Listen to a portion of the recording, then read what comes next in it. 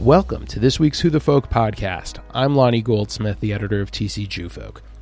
This week we're talking to Ben Cohen, a filmmaker who has just returned to the U.S. from Germany, where he was representing his family, including his grandmother Judy Meisel, a Holocaust survivor, at the trial of a 93-year-old man who is accused of being a guard at the camp Meisel survived being held at. Cohen tells us about the experience and previews the event Justice Delayed, a reception for the opening of the Transfer of Memory exhibit at the St. Paul Jewish Community Center on November 17th, on this week's Who the Folk podcast.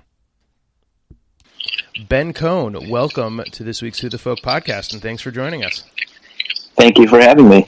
So, you believe with the last couple weeks or so, got back to the United States. You had been in Hamburg, Germany, representing your family in a pretty interesting trial. Why don't you tell the listeners about what you were doing in Germany?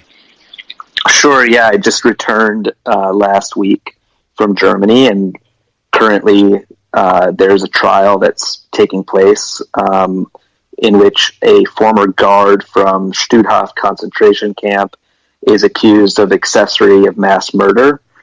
As a guard at the camp, the argument is that the camp could not run if the guards did not do their basic duties of preventing escape and making sure that the camp operated. And my grandmother, Judy Meisel, who lives in St. Louis Park, Minnesota, she survived the camp, and her sister also survived the camp. But their mother was murdered there 75 years ago, on November 21st, 1944. She was murdered in the gas chamber at Stutthof. And interestingly, the way Germany has approached these trials over the last decade allows for co-plaintiffs to participate in the trial. And in order to be a co-plaintiff, you have to have had an immediate family member, which means a parent or a sibling who has perished in the camp or been murdered. And so my grandmother is a co-plaintiff in the trial, and she also has provided her eyewitness testimony because she was also in the camp. So she's been able to provide a lot of really interesting information, important information to the investigators leading up to the trial, which allowed them to bring their indictment against these guards. So in the current case with Bruno Day, he's 93 years old, and interestingly, I was reading up on the case, this is being held in a juvenile court. Yes, that's correct, yeah. Because of his age at the time. Right, so it is juvenile court, and it is an interesting thing because it really points to how late these trials are happening. The only people left that can be put on trial or questioned from the side of the perpetrators are the youngest of those of the perpetrators of the Holocaust. It's really a very clear symbol of how late this justice comes. Bruno Day was by no means an architect of the Holocaust or a mastermind of any kind. But he did have a role in what happened at the camp. And so, it's a very bizarre and kind of strange thing that he was 17 years old when he arrived at the camp. He turned 18 a few weeks after he arrived at the camp. So he was 17 and 18 years old when he was a guard. And so the questions that are being raised by the trial are very interesting about, what his accountability is. And there's a lot of scrutiny on what choice did he have, whether or not to be a guard. And so that's been a large part of the conversation at the trial. And so, so I decided, my grandmother is 90 years old, and she's been a very outspoken survivor her entire life. She's really dedicated all of her time and energy to telling her story and trying to confront hatred in order to make sure that these things cannot happen again. But at 9 years old, she's unable to attend the trial in person. So while she's been able to participate in some really interesting and meaningful ways, when the trial opened, and there was actually another trial a year ago, of another guard from Stutthof, and I've decided that someone from our family should be there, and I felt like it was an obligation and a duty of mine, since I actually have the ability to go, to be in that courtroom and to be able to witness the trial on behalf of my family. And so have you been reporting back to your whole family as you've been giving them like daily updates or weekly updates? Yeah, it's an interesting experience. It's really a powerful and meaningful experience for me to be engaged with the process. I've met so many people along the way, prosecutors. Some people like to call them Nazi hunters, depending on who you ask. Some of them relish in that title, others don't. These are just really, really amazing people who have decided that as long as there are perpetrators of the Holocaust still alive, that they're going to, and as long as there are survivors who we can pursue justice on their behalf, that these prosecutors are going to continue to try to examine what happened and have some criminal justice around these crimes. And so when I go to these trials, I meet a lot of really interesting people, and I'm able to then give a more meaningful and full report back to my family and to others about what's happening. So in addition to the prosecutors, I've met a lot of journalists who are telling the story of these trials, and within that also telling the story of the Holocaust. And I've also met some incredible people in Germany that have just been very kind and welcoming to me whenever I go there. It's been a really remarkable experience just to be in Germany and to see how seriously Germany takes these trials. Their perspective is really unique, and I think that what they're doing is a really powerful lesson for the rest of the world to look at this and say anyone who takes part in a crime of this scale should know that justice can come as long as you'll never get away with it. There's no expiration or there's no statute of limitations on these crimes. And I think that's a really powerful message that Germany is sending. I know this question may seem a little petty in the grand scope, but how easy is it for you to be able to follow along with the trial? I assume it's all happening in German. Yeah, no, it's not a petty question at all. They provide me with an English translator when I go. That's sometimes better than others. Sometimes the experience is more easy to follow than others. Sure. And so I am experiencing everything through a translator. And in addition to that, as an American, I have a hard enough time understanding our own criminal justice system in the United States. Sure. The closest I've come, luckily for me, is being called for jury duty. But even just understanding how cases work and judges and how judgments happen in court in the United States, that's, growing up here, I have some understanding of it because you're exposed to it and you learn about it. But suddenly you go into Germany and it's a completely different process.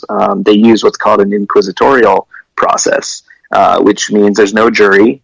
The judges, there's actually a small panel of them.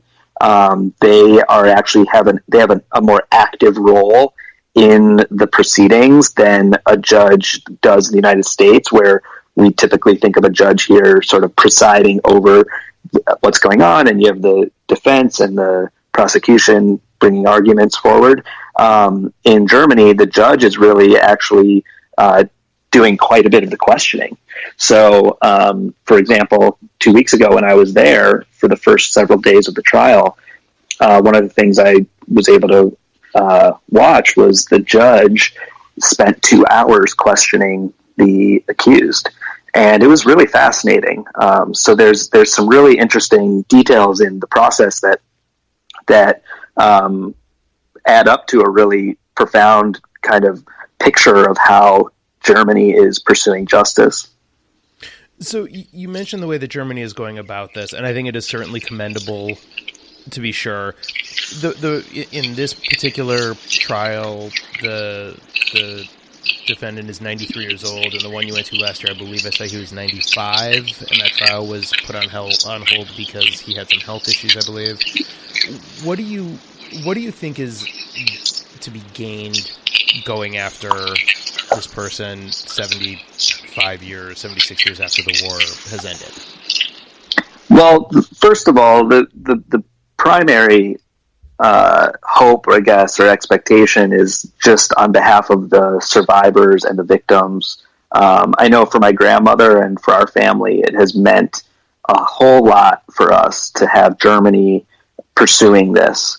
And I'll point to the experience that we had when German investigators came to my grandmother's apartment in St. Louis Park 2 years ago and listened to her for 4 hours tell them in great detail what happened in the camp.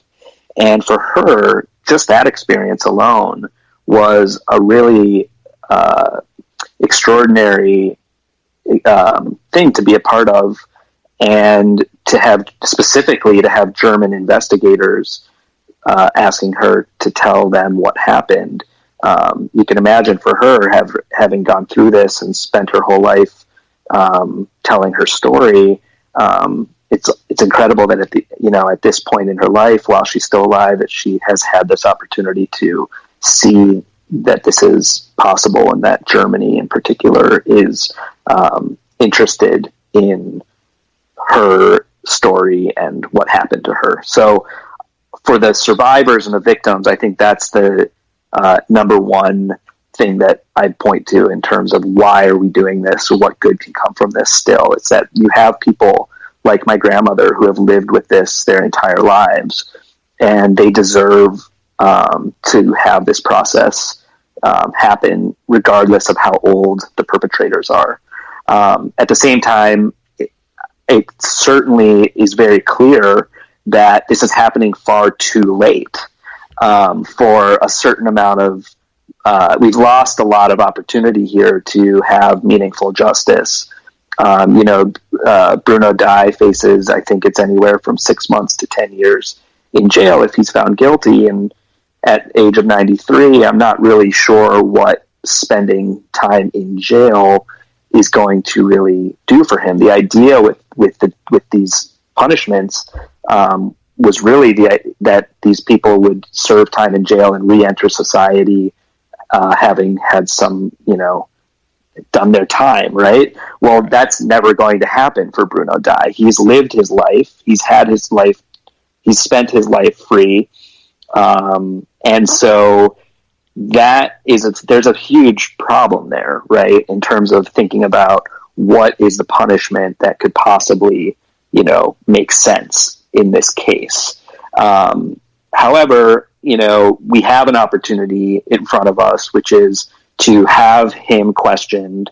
I think hearing the truth from perpetrators in a courtroom is also a very significant opportunity. We hear from survivors, and we have we've done a very good job, I think, as a society, in trying to honor them and hear their testimonies, and we should continue to do that. We should continue to tell their stories and make sure people can't forget. But it's actually been very rare that in this kind of a forum and in this kind of an official public capacity that we've ever heard from perpetrators. And I think having him questioned and try to understand or get some idea from him as to how did he end up in the camp, how does someone become a guard in a concentration camp? I mean, I do think these are valuable lessons for us to have on record. And so, if he's inconvenienced at the end of his life by a proceeding in court, I will say, to me, that actually is in itself an act of justice. I look at these things more about the pursuit of justice. I don't think any judgment in the court at the end, whether he's found innocent or guilty, neither one of those is going to really give you a complete sense of justice one way or the other. this doesn't really come down to what is the judgment in court, but I think that we should look at the pursuit, and we should, along the way, during that pursuit, I think there's all kinds of incredible lessons and, extraordinary,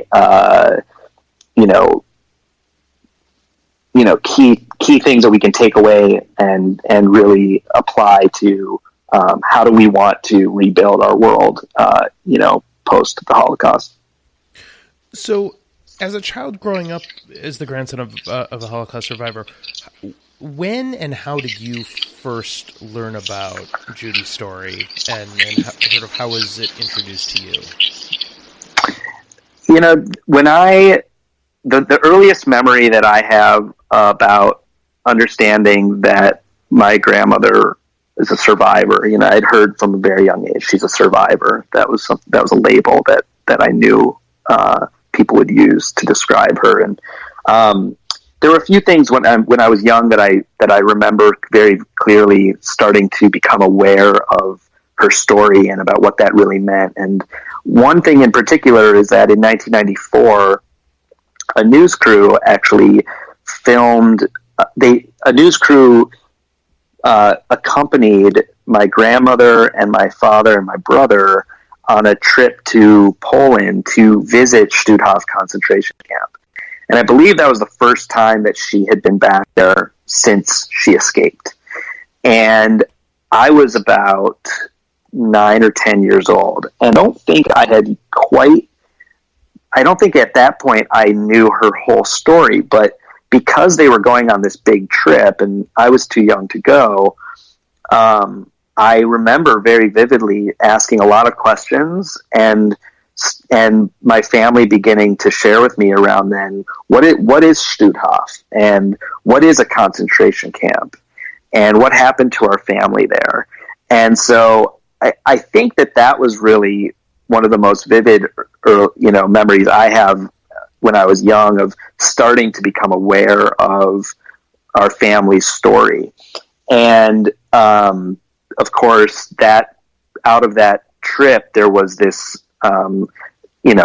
really amazing, short news story that was produced by an old television show called The Crusaders, which is no longer around, but that aired. And from there, there was my grandmother, as I mentioned, has been a very outspoken survivor. And I think from that day forward, I really began to know her story.